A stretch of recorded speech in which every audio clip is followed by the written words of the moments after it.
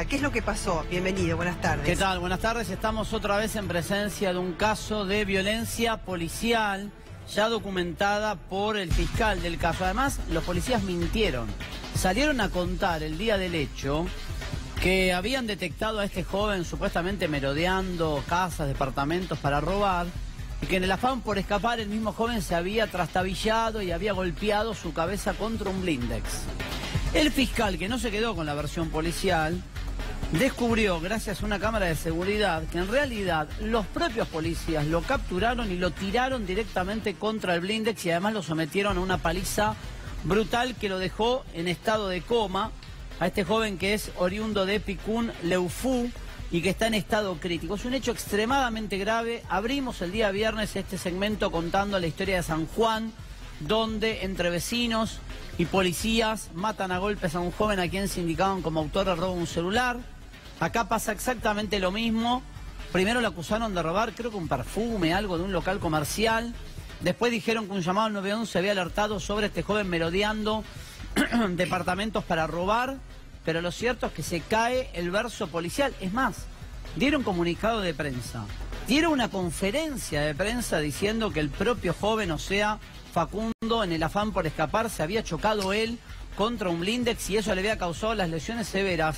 Pero ahora, reitero, el propio fiscal de la causa, voy a buscar el nombre para decírselo con certidumbre, es quien obtiene un documento fundamental que revelan los colegas de La Mañana de Neuquén, donde se documenta que en realidad no fue como contó la policía, que este joven había chocado contra el blindex en el afán por escapar, sino que directamente lo atrapa el personal policial, lo somete a una paliza y lo revienta contra el blindex. Miren. No, y el tema que vos contaste de la colonia también, que supuestamente había robado de un hipermercado, claro, que después la madre, cuando fue al hospital para ver a su hijo, encontró, como le dieron sus pertenencias, encontró entre las pertenencias el ticket de compra de la colonia en la billetera. Ahí está el ticket, que estaba pagado, o sea, ni que siquiera lo compró. Sí, pero digo, vamos a hablar de este tema como hablamos la semana pasada con el caso de San Juan. Vamos a suponer que había robado, porque acá la discusión que tenemos que plantear es otra. Vamos a suponer que se había afanado la colonia, que había robado, que había intentado escalar un edificio para asaltarlo. Lo que estamos diciendo es que la policía salió a decir oficialmente lo siguiente. El imputado se subió a un paredón, ingresó a un edificio y cuando vio a la policía no pudo abrir el blindex y se tiró contra el mismo, él a propósito. Dijo en el momento, el día viernes, el comisario Guillermo Rivera, y dijo, a través de cámaras de vecinos, observó que estuvo tanteando puertas para ver cuál estaba sin llave, pero no alcanzó a sustraer nada. Es decir, hubo un comisario que le mintió a toda la sociedad de Neuquén en una conferencia de prensa, diciendo que había sido un episodio donde el propio supuesto ladrón se había golpeado en el afán por escapar él solo contra un blindex. Y por suerte el fiscal de violencia institucional o delitos violentos derriba la coartada con una cámara de seguridad. Digo, miren hasta dónde llega el afán corporativo por defender a los policías que los sometieron a una paliza, que el comisario miente en conferencia de prensa. Entonces... ¿Sé qué pasa, Mauro? Hay una realidad también. Dale. Cuando vos exponés a un policía como Chocobar, sí, diciendo que cumplió con su deber, cuando todos sabemos que no, que fusiló a una persona, el resto, ese mensaje que baja, es un mensaje muy complejo y que a la vez potencia esta violencia que estamos viendo. Cuando vos ves, por ejemplo, que un policía de La Rioja casi lo matan con un entrenamiento que tipo comando, como si fuera a tomar, no sé, Irak. Ese policía sale con un resentimiento, es muy complejo. Hoy la policía no está democratizada en su totalidad. Me parece que hay un mensaje de mano dura, que me parece que es muy peligroso, muy peligroso. Y estos fiscales que están descubriendo esta mano dura, los están castigando, pero el mensaje es de mano dura. El mensaje es muy violento y me parece muy delicado y muy peligroso. Sí, porque digo, en todo caso vamos a suponer, insisto con este parámetro, ¿no?, que es la discusión que tenemos siempre. Si este chico intentaba robar, cosa que con el perfume ya sabemos que no pasó, o sea, lo acusaron de robar un perfume, tiene el ticket, lo compró. Mintieron. Supongamos que después intentó merodear una casa para abrirla y meterse aprovechando que no había nadie. Probáselo primero, metelo en cana 24 horas si querés. Indagalo bajo un delito que no sabemos cuál es, que podría ser, nada, no existe como tal, te lo llevas por la duda, no lo sé. La madre que está ahí, mira, Adelina es la madre, claro, que es la que comprueba lo del ticket. Pero además, por suerte, hubo un fiscal que dijo, me están mintiendo. Se dio cuenta que toda la policía le armó un libreto, pero no a la vieja usanza que era te vendo carne podrida en el expediente. Dieron una conferencia de prensa, Belén. Claro, vos decís es un tema corporativo en el cual toman partido por la declaración del comisario, una declaración que después se cae por sí sola. Ese es el joven Facundo Agüero, que se encuentra en estado crítico. De casualidad. Esta es la fotografía que está en el hospital, podría haber muerto, y la versión entonces policial de que se había caído de un paredón de 4 metros, cuando no solamente está golpeado de pies a cabeza, sino que tiene un oído reventado, le salía sangre, y si se hubiese caído, hubiese tenido alguna fractura. Ismael Jalil está con nosotros. Ismael, bienvenido. Buen día, gracias por llamar. ¿Cuál es tu apreciación respecto de lo que pasó en este caso puntual y conceptualmente? Bueno, esto hace no sé cuánto tiempo, pero yo estuve sentado acá mismo a partir del tema Chocobar y te había dicho, Belén, que si esa era la propuesta del gobierno, estemos dispuestos a una masacre social. Y me parece que se inscribe dentro de eso. Este tipo de actitudes de la policía no es nueva, pero ahora está potenciada. Y además de estar potenciada, está legitimada. Si alguien repasa los diarios de hoy, va a saber que ayer el presidente salió a decir que ojalá lo que yo hice al felicitar a Chocobar haya influenciado sobre los jueces. Con total descaro, lo que está planteando es concretamente... Intromisión de poderes, además. No, bueno, pero esa intromisión de poderes se dio en su oportunidad, que lo habíamos hablado, cuando la ministra de Seguridad de Lancio, Patricia Bullrich, luego de haberse reunido todos en Casa de Gobierno, sale a esas declaraciones públicas, que inclusive fue hasta un cambio de carátula, digamos. No es que ella propuso al Poder Judicial cambiar la carátula, pero al decir que había cumplido con su obligación, la que le compete como policía, ya estaba, digamos, cuestionando la carátula que pesaba sobre Chocobar en ese momento, que después inclusive fue cambiada, pero en ese momento era otra. Claro, se hablaba de exceso en la legítima defensa y fue un exceso en el cumplimiento del deber. Pero está bien la mención que haces, Belén, porque la doctrina, entre comillas, la doctrina Chocobar, lo que está haciendo es eso, digamos, es autorizar, generar un placet para que este tipo de conductas sea reiterada y además se encubran y puedan quedar impunes. Digamos, es un conjunto de medidas, no es solamente el enunciado de una bravuconada de la ministra Bullrich. Es un conjunto de medidas muy concretas que nos están llevando a tener como regla un estado de excepción, donde las garantías han desaparecido y donde empezamos a hacer planteos, recién lo escuchaba yo a Mauro, de todas las alternativas que habría si este chico, en vez de ser casi prácticamente asesinado a golpes, hubiera sido víctima de otro proceder policial. Mira, está Adelina, está la mamá en línea, Adelina, la mamá de Facundo. Adelina, ¿cómo le va? Buenas tardes. Hola, buenos días, porque yo todavía no almuerzo. Acá tampoco, Adelina. Me contaron que tiene último parte médico usted, Facundo. Sí, recién nos dio el informe médico, nos dijeron que el hijito está respirando por su cuenta, si bien está con la traqueotomía todavía, está siendo alimentado por sonda y que, bueno, respira bien, no tiene dificultades, para nada. Lo que sí, él neurológicamente todavía no ha despertado, si bien cuando entramos cada uno y le hablamos de cosas, él quiere como abrir sus ojitos y se le caen sus lágrimas, es notorio que él reconoce las voces, pero bueno, hay que esperar, dicen los médicos, y darle tiempo, porque lo neurológico lleva su tiempo y bueno, esperar.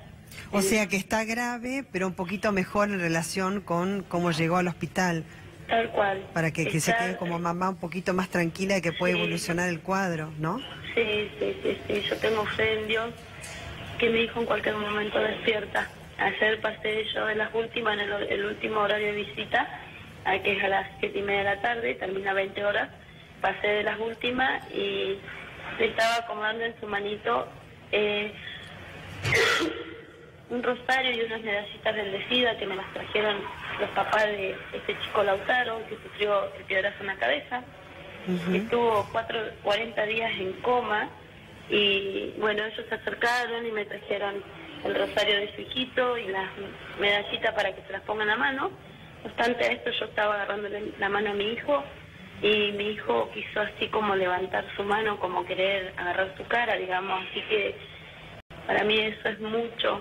Y por ahí, bueno, los médicos no nos aseguran de que él escuche o no, pero yo sé que mi hijo no escucha. Claro. Adelina, ¿está muy golpeado, Facundo? Ahorita ya se le están yendo sus moretones, sus lastimaduras, pero bueno, esto es obvio que con el transcurrir de los días se les van a ir sus moretones, los puntos, y eso los tiene.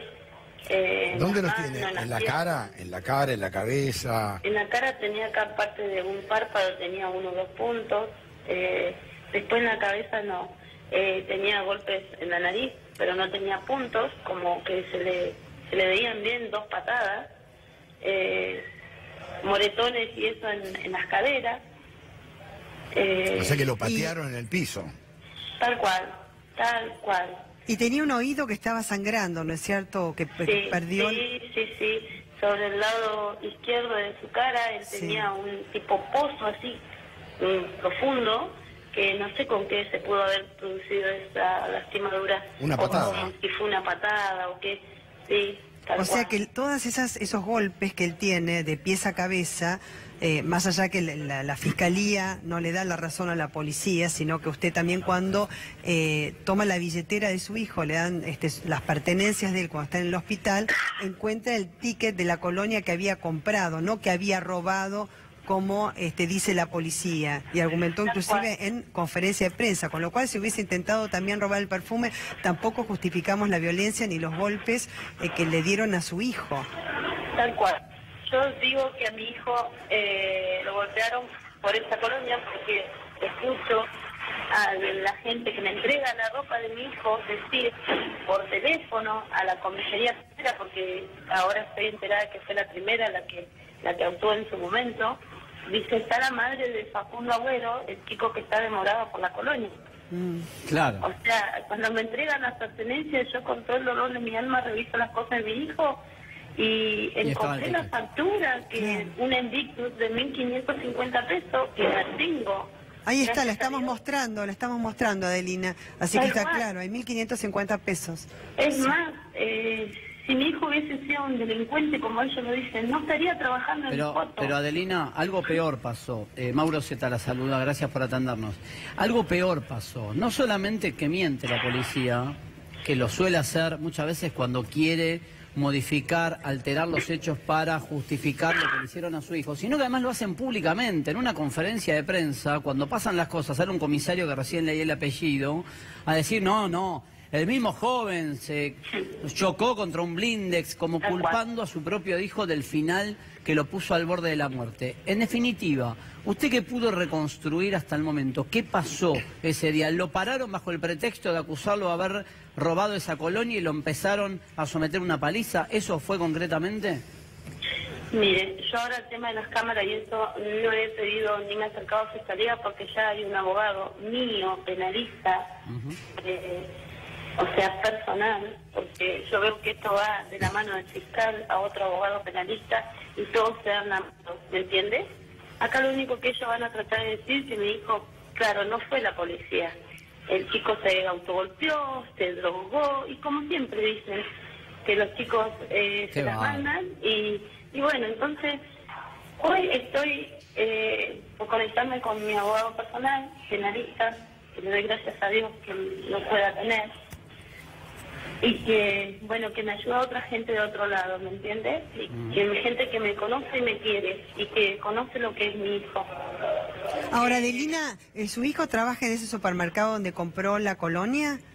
No. Él compra en la farmacia San Pablo, 1375. Sí. Yo en el Facebook, cuando yo publico la foto de mi hijo y que a ver quién me podía ser un testigo, yo sacaba más o menos la cuenta, la hora, porque mi hijo pasa a comprar esa colonia 14:02 de la tarde. Iba ya caminando para su trabajo a mi nene. A mi nene lo agarran de su trabajo a 3-4 cuadras. ¿Lo agarran cuando él sale del trabajo? Cuando él va a su trabajo. Cuando está yendo, o sea que es a plena luz del día. 14:02, o sea, además la impunidad del horario, ni siquiera algo hecho de forma subrepticia, en la nocturnidad, en la madrugada, digo... Es un abuso absoluto de autoridad. Abuso absoluto de poder. Absoluto de poder. Sí. Es un sometimiento a patadas. Y de día, porque esto fue de día, fue a las 14:20, como muy tarde. O 3:45 de la tarde, monedas, fue de mi hijo. Ahora, Adelina, me pregunto también, ¿por qué a su hijo? ¿Porque fue el que encontraron a mano en ese momento? ¿Por qué su hijo? No sé, porque mi hijito también él es de usar gorra, yo creo que acá y en todos lados están catalogados mal los chicos que usan gorra y... ¿Usan gorra? Porque mi nene es morochito. ¿Que usan gorra? Discúlpenme, ¿pero que usan gorra está mal catalogado? Yo no lo puedo creer. La verdad que yo no sé, Pero Adelina, usted dice algo que... No, dice algo que tiene que ver con la discriminación. Tremendo. No, pero le voy a dar un ejemplo, que usted lo dice y acá nos sorprendemos, pero le voy a dar un ejemplo. Hubo un municipio aquí en la provincia de Buenos Aires, en algún bar, donde el dueño colgaba un cartel, una estación de servicio donde ponía prohibido entrar con gorras, como para de ese modo... Es un disparate. Esto pasó, no me acuerdo si en Coronel Pringles, en alguna de sus ciudades del interior, donde el tipo puso como mecanismo, porque él suponía que un tipo por usar gorras ya es un pibe chorro, entonces, y para que entre en la cara descubierta y la cámara lo pueda captar. Y lo puso como condición sine qua non sin gorras. Que usted dice, porque usa gorra, es morochito, estaba dando alguna descripción respecto de su hijo, por lo cual lo podrían haber, referido a él como un posible delincuente, eso es lo que está diciendo. Seguro. Y ahora yo no entiendo, porque si vamos al caso, acá los chorros y únicos mala gente son ellos, porque mi hijo cae al hospital en un estado de coma, ni siquiera estaba la policía, porque si mi hijo es un delincuente o lo que sea, tienen que estar ellos, ¿no? Para darme una explicación a mí como madre. Mi hijo no había un policía acompañándolo a mi nene. Me lo vinieron y me lo dejaron tirado. Me quisieron vender la versión, como le ha pasado a muchos padres, que pobres no han tenido la misma suerte de ser asesorados o de que nos pinchen y que hagamos algo para que esto no quede impune. Yo tuve gente buena a mi lado que me dijo esto es así, pero yo lo presentía como madre y lo sentía en mi corazón porque mi hijo estaba destruido, golpeado. Entonces no me quedé con la versión que me dio la doctora, con la versión que me dieron. No, urgente, hice al otro día temprano la denuncia, porque mi hijo no lo habían golpeado, no es que se cayó de un paredón. Si se cae de un paredón de 4 metros, como dice el informe del Castro del Mar, mi hijo tendría que tener fracturas óseas y no las tiene. Ahora, obviamente lo golpearon, tiene esos golpes de pies a cabeza. ¿Cómo surge, Mauro, la versión sobre que lo tiraron de un...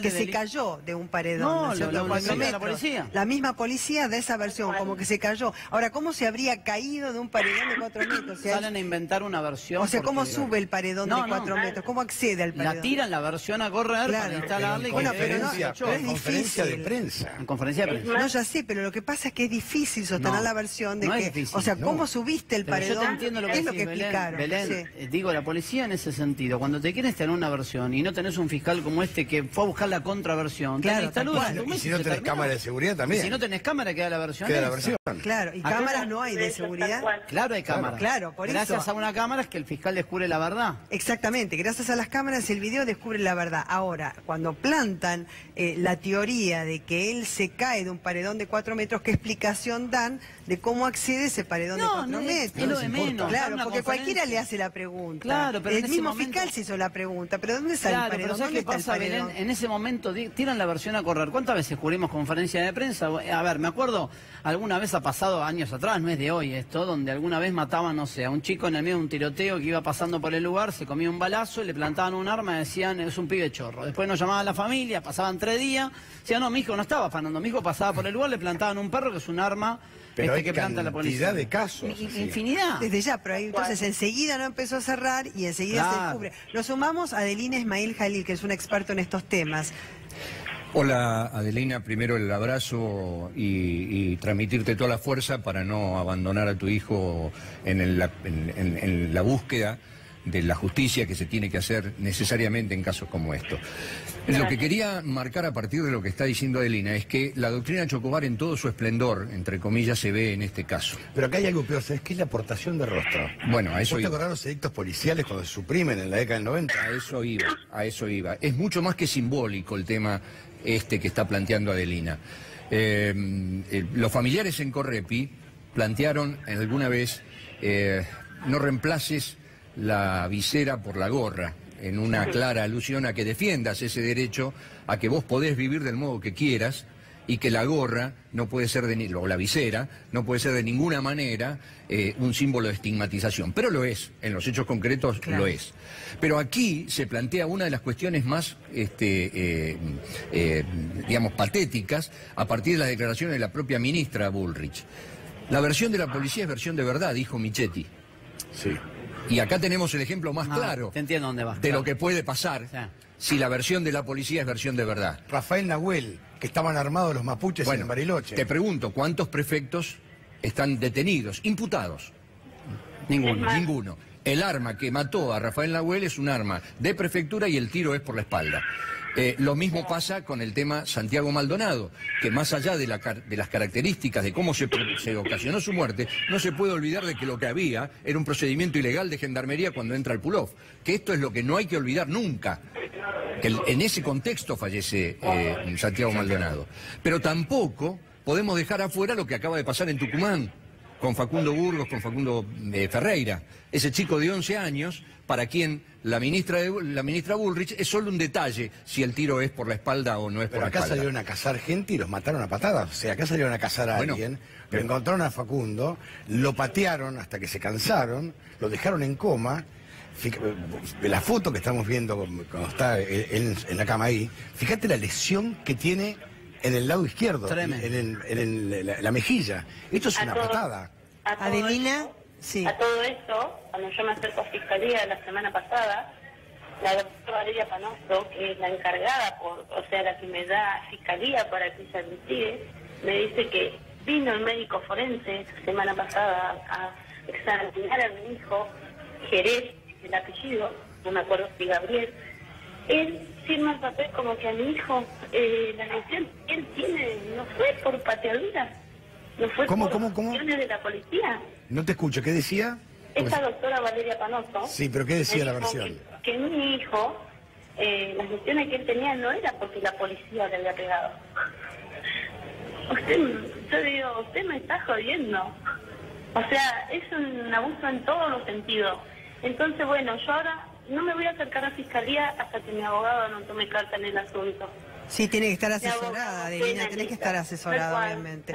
Claro, porque además también la médica es como que se pone de acuerdo con la versión oficial y vos te sentís desprotegida. Es un conjunto de todo. Claro. Esto es inaudito lo que pasa acá en Neuquén y en todos lados, porque hasta los médicos se prestan a lo que eso dicen, ¿me entiendes? Sí, desde ya. Adelina, sí, te quería preguntar a vos como madre, ¿no? Porque estos momentos son tan críticos, tanto para tu hijo como para vos y toda la familia, si tenés otros hijos, como si trabajás, cómo te las arreglás para ir al hospital, para acompañarlo, para hablarle, a ver si reacciona, que es tu esperanza, por supuesto, desde ya, no bajar los brazos. Uno tiene 2 hermanos más, Diana de 24, sigue Facundo de 22 y Aarón de 17. Sí. ¿Y vos trabajás? Estoy en Picuno y trabajo de Picuno a 40 kilómetros, como viniendo para Neuquén, en Chocón Medio. Sí. Ahora, Adelina, digamos, acá hay algo muy grave, que la fiscal y el médico legista dicen que la policía no le habría golpeado. O sea, el médico legista firma después de revisarlo y no pone las lesiones.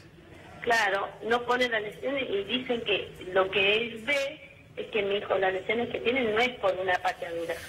Esto es gravísimo. Claro, eso ya lo dijo. Esto pasa habitualmente, esto es muy común que ocurra, y por eso yo hacía mención a esto de la cámara que decía Mauro, porque imaginen ustedes la cantidad de casos como estos, que quedan en la nada o quedan en un paquete. Exactamente. Entonces, ahí tenemos el ejemplo más claro. Y esto pasa. Y muchas veces los médicos legistas terminan siendo algo así como escribanos legitimadores de lo que acaba de ocurrir. Porque no registran eso y ahí quedan entonces que es donde podría quedar una de las principales huellas, es decir, estas lesiones no pueden ser nunca producto de lo que están diciendo, estas lesiones son producto de una golpiza, no lo ponen. Claro. En el caso de Facundo, en el caso de mi hijo, él tuvo la suerte de que, bueno, yo como mamá me di cuenta lo que él le había pasado, que pude ir a hacer la denuncia. O sea, hoy encuentro a mi hijo, mañana estoy en fiscalía, y que esto no le dieron tiempo a nada, a borrar cámaras, ni una cosa, porque está todo filmado. O sea, la verdad está, que se hagan cargo. Claro, Adelina, muchísimas gracias, un abrazo grande, y te preguntaba como mamá también cómo hacías para arreglártelas entre tu trabajo, ir al hospital, estar con tu hijo, una madre que sufre, que tiene que contenerlo y que tiene toda la esperanza de que en cualquier momento también reaccione, ¿no? Reacciona a la vida misma.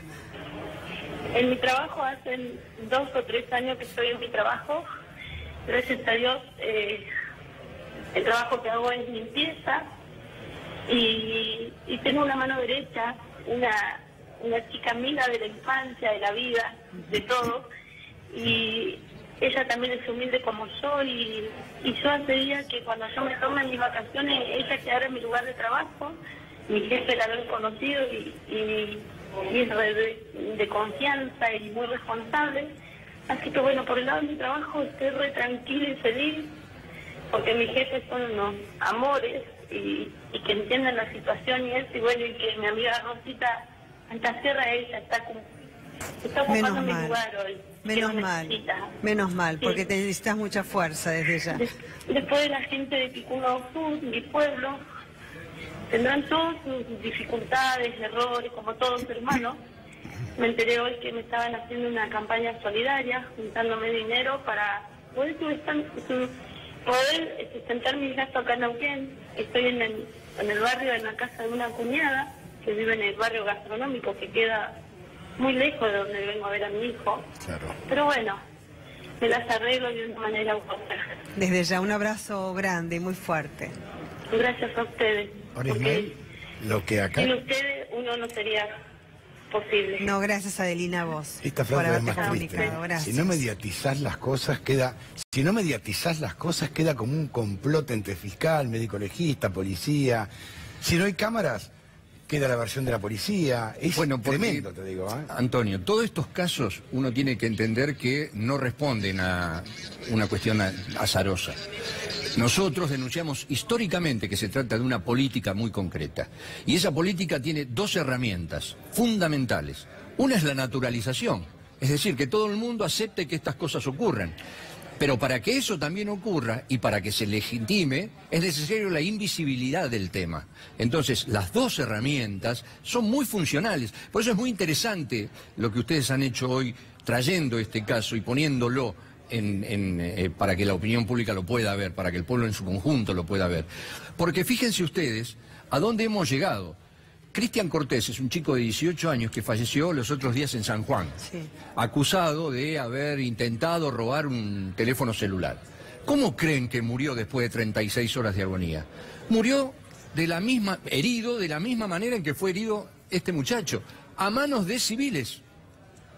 Todavía no se sabe cuál es el rol de la policía ahí en San Juan. Pero lo que queremos decir es que si desde arriba bajás un discurso que legitime que la resolución de los conflictos va a ser mediante este tipo de actitudes, lo que vas a generalizar es una verdadera, un caos y una masacre social que algunos piensan que ya no se trata de una guerra convencional, sino una guerra de baja intensidad, en la cual muchas veces casos como estos son leídos desde el poder como daños colaterales. Es decir, este absurdo, esto que sin embargo está legitimado desde arriba, e insisto, no es poca cosa que un presidente de la nación haya dicho, ojalá haya influenciado a los jueces con ese aire canchero de creer que de ese modo está instalando justicia, ni mucho menos la bravuconada de una ministra de Seguridad que se empeña en decir que este tipo de actos son defensivos. Y la vicepresidenta que dijo que estaban armados los mapuches en Bariloche. Bueno. Y un colega le preguntó, ¿qué armas tenían? Por eso, no supo decirlo. Por eso te digo, por eso instalan esto y así se va reproduciendo. Y entonces se confluye en algo que es la determinación del enemigo interior. Cuando vos nombrás lo de la gorrita, cuando nombran todo, lo que están haciendo es dando un perfil de a quién hay que combatir. Y esto no es casual. Internacionalmente está ya sabido que hay una concreta declaración de que los proyectos de represión tienen que estar íntimamente vinculados a los problemas con la pobreza, a los problemas con las crisis sociales, a los problemas con los pobres, a los conflictos migrantes, a las cuestiones que tengan que ver con reivindicaciones de tipo social, y entonces aparece esto. Una en esta situación que no es casual, el famoso ticket de este chico con el perfume, que le significó haber sido prácticamente puesto al borde de la muerte de la manera en que lo hicieron, compárenlo con el famoso ticket de la pizza de José Domingo Morales, aquel docente en la represión, ¿se acuerdan ustedes? Del 1 de septiembre, que estaba comiendo su pizza en el bar y estuvo detenido y acusado de haber hecho, no sé, poco menos que voltear las Torres Gemelas. Se comió la detención, un proceso, y tuvimos que ir a cámara. Pero estas cosas pasan cotidianamente y en los dos aspectos que tiene esta política represiva del Estado: en la persecución de la pobreza en las barriadas y en la persecución de los que militan para que esta situación sea revertida. Ahora, Ismael, digamos, pero esta connivencia entre fiscales, médicos legistas y policías es mucho más grave, es gravísima, porque te deja injusto, o sea, es una injusticia absoluta. Bueno, pero es que precisamente esta es la diferencia que hay. Nosotros nos resistimos a hablar solamente de violencia institucional. Nosotros creemos que acá hay un diseño, porque esto se repite. Y ahora quedó más evidente que nunca que hay una legitimación, porque si desde arriba te bajan el discurso que te bajan, ¿cómo no lo van a hacer ahí? Daño colateral, claro. A eso me refería, exactamente. Entonces, este chico reunía todas las condiciones para que pase como un hecho más de un ladroncito, ¿entendés? Y mirá lo que hicieron. Por eso decíamos nosotros, cuando fue lo de Cucoc con Chocobar, que no interesaba si le había puesto 10 puñaladas, si lo quiso matar, si no lo quiso matar al turista. El delito estaba cometido. Más bien que eso está mal y más bien que nadie va a salir a defender o a justificar eso. Ahora, ¿cómo puede estar bien que a 300 metros del lugar ya reducido le pegues un tiro por la espalda del modo que se lo pega? Claro, pues yo le pregunté a Elina, ¿por qué tu hijo? Y en ese caso dijo, porque es morochito, porque lleva gorra, y ya dio, digamos, el perfil. El perfil por el cual podría haber sido identificado. Te diría que en un lenguaje lombrosiano, como antes se planteaba. Sí, claro. ¿Está? Muchísimas gracias, Ismael. Al contrario, gracias a ustedes vamos por con una información urgente con Janine.